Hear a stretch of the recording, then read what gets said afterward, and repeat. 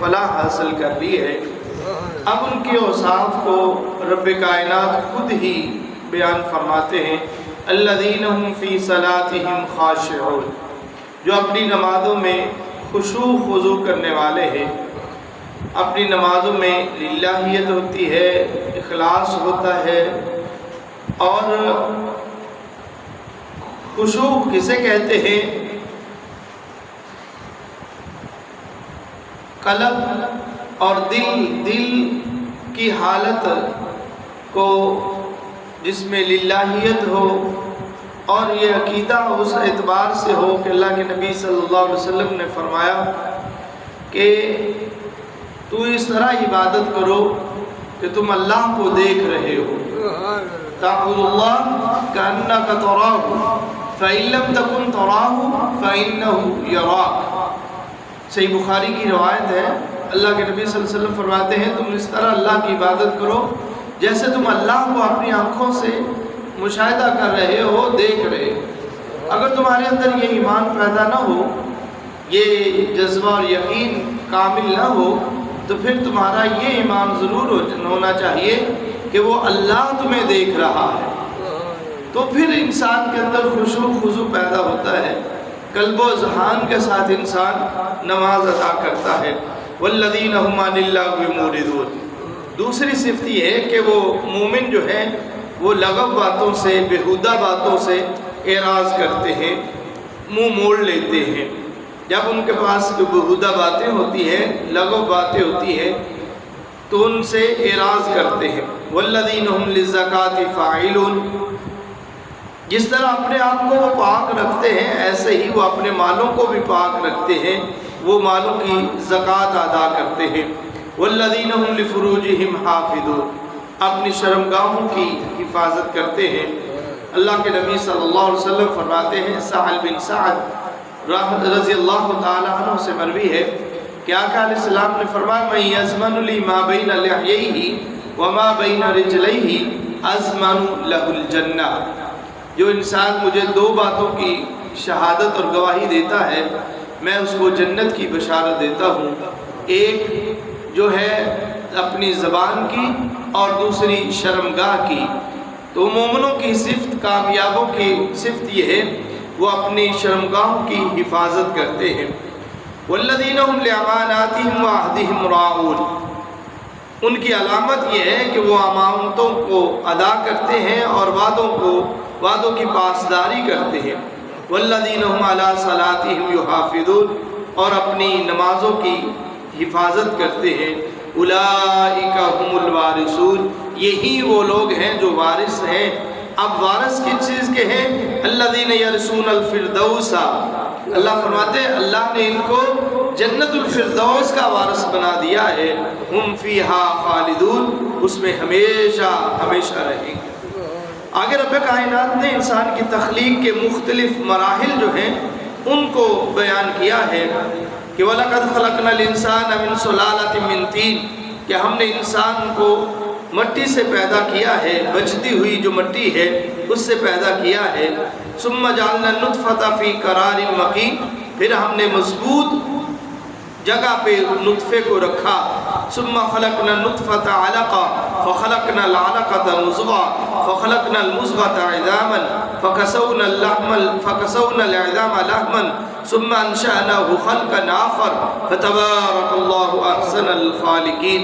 اللہ فرماتے ہیں پھر ہم نے اس نطفے کو علقہ بنایا، گوشت کا ٹکڑا بنایا، پھر جمع ہوا خون سے ہم نے اس کو مضغہ بنایا، اور پھر اس فَخَلَقْنَا الْمُضْغَةَ عِظَامًا، اس گوشت کے ٹکڑے پہ ہم نے ہڈیوں کو بنایا۔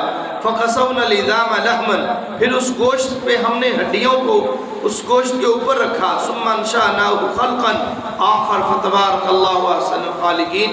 اللہ فرماتے ہیں اس طریقے سے ہم نے درجہ بدرجہ انسان کی تخلیق کی ہے، پر کتنا ہی خوبصورت ہے کہ وہ تخلیق کرنے والا کتنی خوبصورت تخلیق کرتا ہے۔ ثُمَّ إِنَّكُمْ بَعْدَ ذَلِكَ لَمَيِّتُونَ، اس کے بعد تم میت ہو، مردہ ہو، مرنے والے ہو۔ ثُمَّ إِنَّكُمْ يَوْمَ الْقِيَامَةِ تُبْعَثُونَ، اور پھر اس موت کے بعد اللہ نے تمہارے لیے زندگی رکھی ہے، تمہیں دوبارہ زندہ کیا جائے گا۔ وَلَقَدْ خَلَقْنَا فَوْقَكُمْ سَبْعَ طَرَائِقَ، اللہ نے تمہارے اوپر 7 آسمانوں کو پیدا کیا ہے. وَمَا كُنَّا عَنِ الْخَلْقِ الْغَافِلِينَ، اللہ اس ساری مخلوق سے اس غافل نہیں ہے، اللہ کے علم میں ہے. خالق کائنات رب ارض و سما فرماتے ہیں اور وَلَقَدْ أَرْسَلْنَا نُوحًا إِلَىٰ قَوْمِهِ فَقَالَ يَا قَوْمِ اعْبُدُوا اللَّهَ مَا لَكُم مِّنْ إِلَٰهٍ غَيْرُهُ أَفَلَا تَتَّقُونَ. نوح علیہ السلام کی قوم کی طرف وہ دعوت کا پیغام اور پھر ان کے قوموں کا جواب یہ ہے.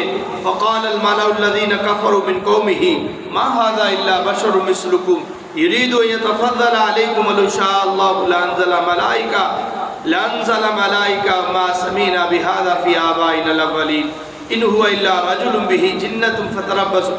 وہ سارا قصہ بیان کیا ہے. آگے وہ نوح علیہ السلام کا کشتی تیار کرنا، اللہ کی طرف، اللہ کا ان کی طرف وحی کرنا. فَأَوْحَيْنَا إِلَيْهِ أَنِ اصْنَعِ الْفُلْكَ بِأَعْيُنِنَا، کہ ہم نے وحی کی کہ ہماری آنکھوں کے سامنے کشتی کو تیار کیا جائے. اس کا پھر رب کائنات نے تفصیل کے ساتھ ذکر کیا ہے. احکم الحاکمین فرماتے ہیں یا ایھا الرسل، اے رسولوں کی جماعت، کلوا من الطیبات واعملوا صالحا انی بما تعملون علیم. اے رسولوں کی جماعت، جو اللہ نے پاکیزہ رزق بنایا ہے اس کو کھاؤ. واعلموا صالحا انی بما تعملون علیم، جو تم عمل کرتے ہو، نیک عمل کرتے ہو، میں تمہیں جانتا ہوں.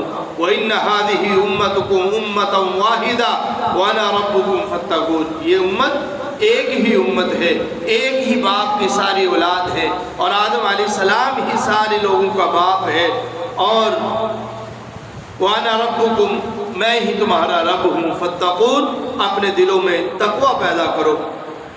خالق کائنات رب ارض و سما فرماتے ہیں وَهُوَ الَّذِي أَنشَأَ لَكُمُ السَّمْعَ وَالْأَبْصَارَ وَالْأَفْئِدَةَ قَلِيلًا مَا تَشْكُرُونَ.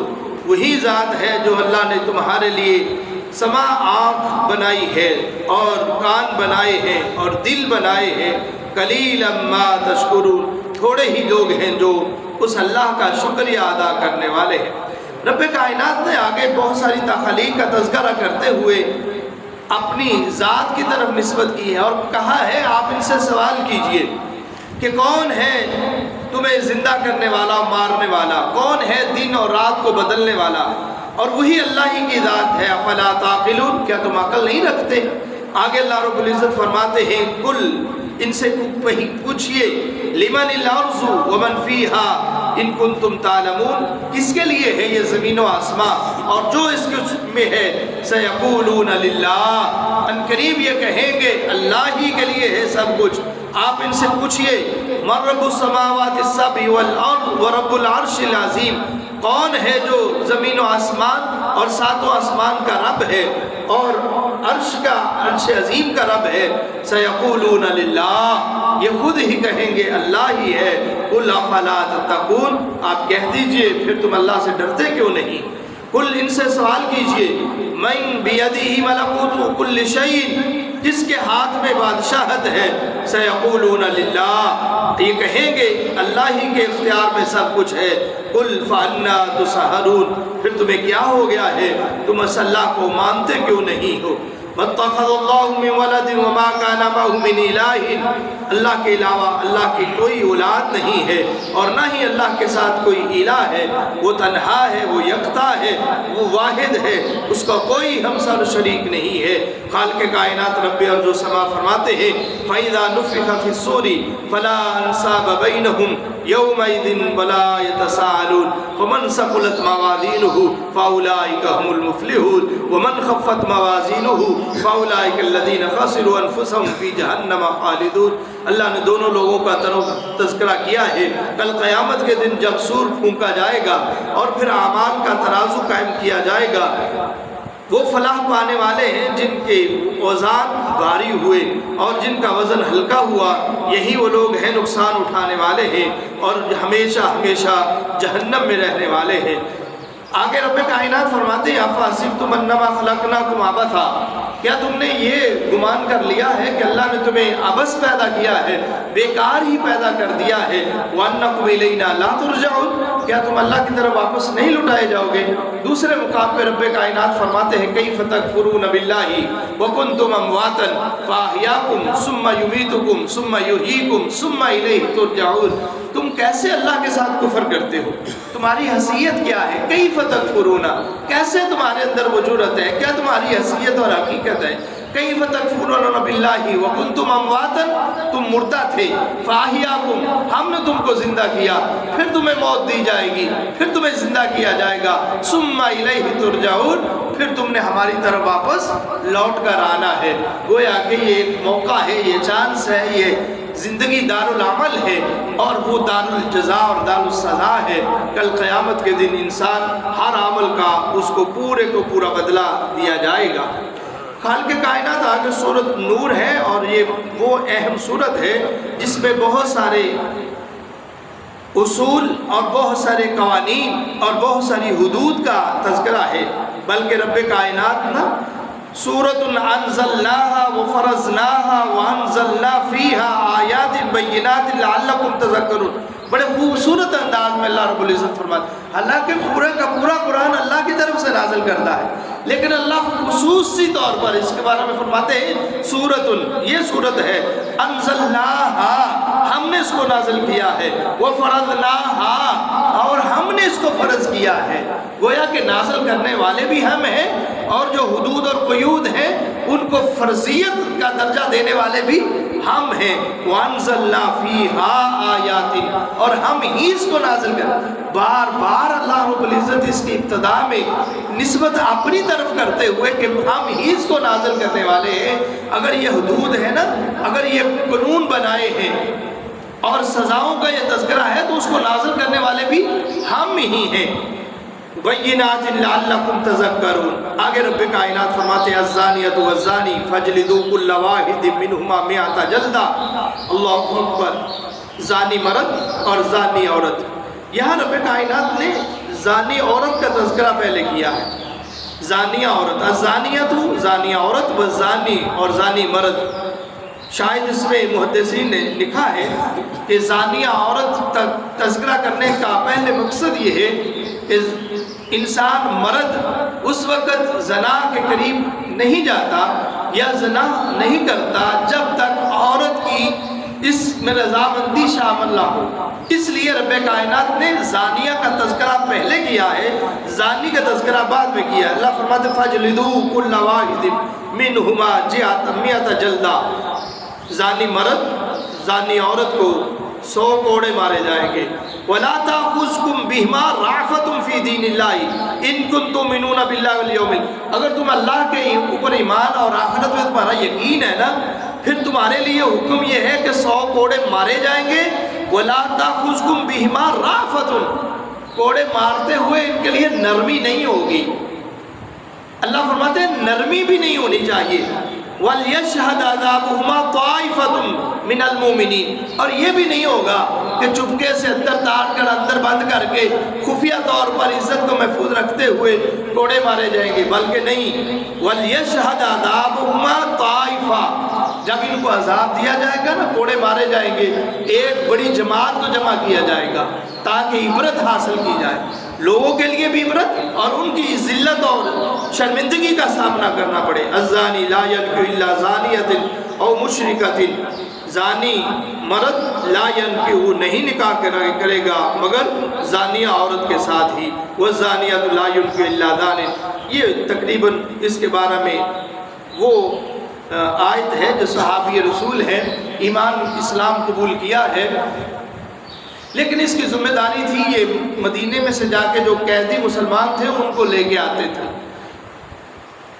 یہ ایک دن ایسا ہوا، وہاں پہنچے تو اناق نامی ایک عورت جو پہلے ان کے ساتھ تعلقات تھے وہ زمانہ جاہلیت میں، انہوں نے پہچان لیا، انہوں نے اس مقصد کو دعوت دی کہ آؤ میرے ساتھ گناہ کا ارتکاب کرو، منہ کالا کرو۔ انہوں نے انکار کر دیا، اس نے آواز نکالی، لوگوں نے ان کو پیچھا کیا اور لیکن یہ بھاگ نکلے۔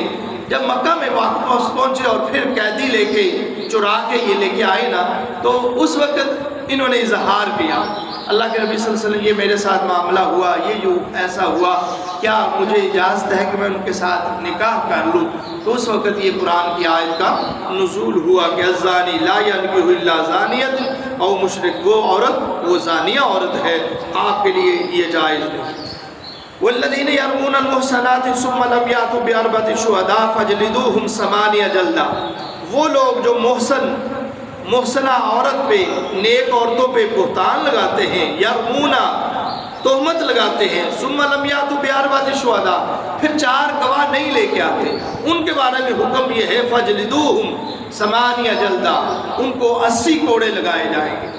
جو انسان کسی عورت پہ تہمت لگا دیتا ہے اور اس کے لیے گواہ بھی نہیں ہے، اس کی تفسیر بڑی خوبصورت ہے لیکن وقت کے اختصار کی وجہ سے وَلَا تَقْبَلُوا لَهُمْ شَهَادَةٌ أَبَدًا، پھر ہمیشہ اس کی گواہی کو قبول بھی نہیں کیا جائے گا، یہ جھوٹا آدمی ہے۔ وَأُولَٰئِكَ هُمُ الْفَاسِقُونَ إِلَّا الَّذِينَ تَابُوا مِن ذَلِكَ وَأَصْلَحُوا فَإِنَّ اللَّهَ غَفُورٌ، ہاں اگر توبہ کرتا ہے تو توبہ کے بعد اللہ تعالیٰ اس کے گناہوں کو معاف کرنے والے۔ آگے رب کائنات نے لعان کا مسئلہ بیان کیا ہے، والذین یرمون ازواجہم ولم یکن لہم شہداء، لیکن وہ لوگ جو اپنی عورتوں پہ بہتان لگاتے ہیں پھر وہ گواہ نہیں پیش کرتے، الا انفسہم مگر آپ ہی گواہی دیتے ہیں، فشہادۃ احد 4 شہادات باللہ، پھر وہ 4 قسمیں اٹھائیں گے اللہ کے لیے کہ انہ لمن الصادقین، کہ میں سچا ہوں یہ جھوٹی ہے۔ عورت والخامسۃ 5ویں مرتبہ یہ قسم اٹھاتے ہوئے کہے گا ان لعنت اللہ علیہ ان کان من الکاذبین، اگر میں جھوٹ بول رہا ہوں تو میرے اوپر اللہ کی لعنت ہو، یہی قسم اٹھاتے ہوئے